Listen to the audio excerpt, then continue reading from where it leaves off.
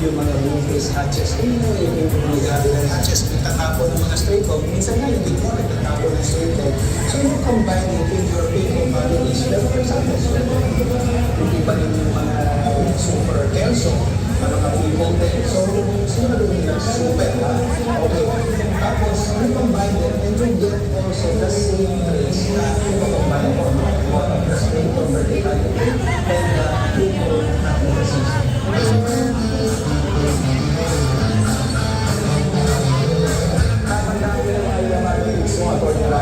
Maraming salamat sa mga inaaral nyo.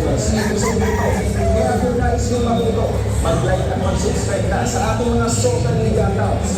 Hanapin lang ang Supremong TV. Para lagi kayo updated, mag-click natin na sa yung mga sa ating sa Salon Supremo.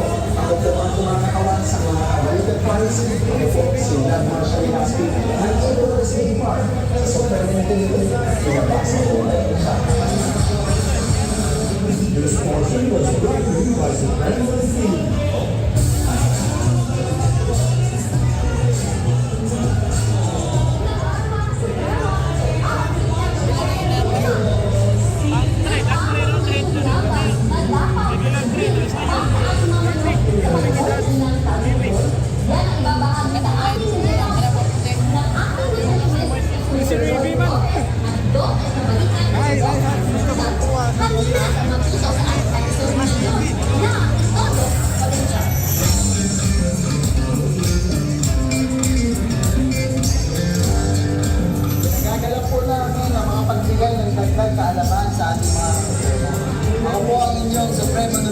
Na si Roy, at ako naman ang inyong Doc Kapalikan na si Doc Ayan. Ibabahagi namin sa inyo ngayon ang aming mga tips sa nutrisyon sa panahon ng tag-ulan. Mga kasupremo, ano nga ba ang molting or ang pag-ibon?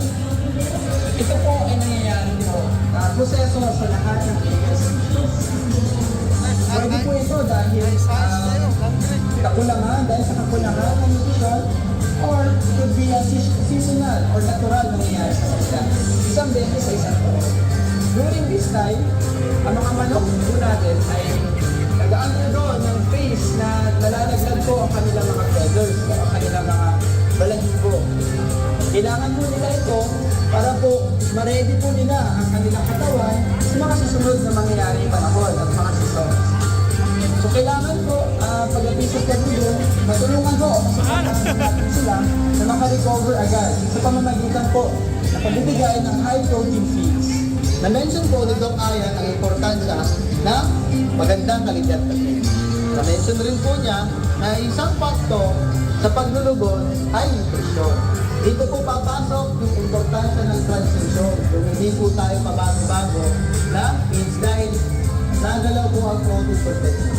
Ito po yung nakaka-apekto kung bakit po mabilis o na naglulugo ng ating mga manok.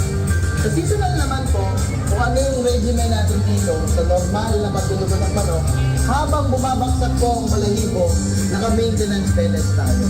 Pag po papatutunan ang balahibo nila, dun po tayo magpapatuka ng na-mention niya kaninang high-protein diet, which is nagpo-provide po ni Fortifier 32. Ano po? Ang protein content ni Fortifier 32, minimum 32% po. Si Fortifier 32 po, ang pinakamataas na protein sa mga pellets na yan sa pagkain. Kaya sigurado, masusupplementahan ito o maalala nito ang mga tumutubong balahibo ng ating mga manok.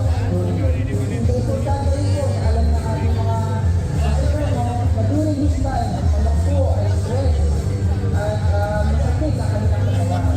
Importante po na bigyan po natin sa nagdarang instrumento at kaya sa tamang feed, bigyan po natin sila ng mga vitamins and electrolytes na kailangan po sila during this time.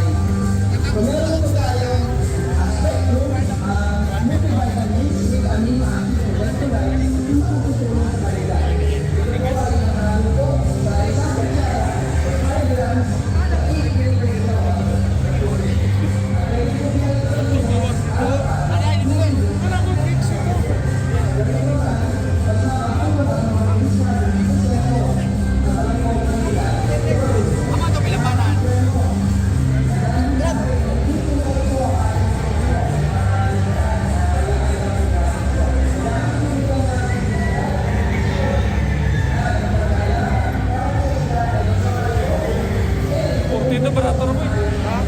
6 mil ah.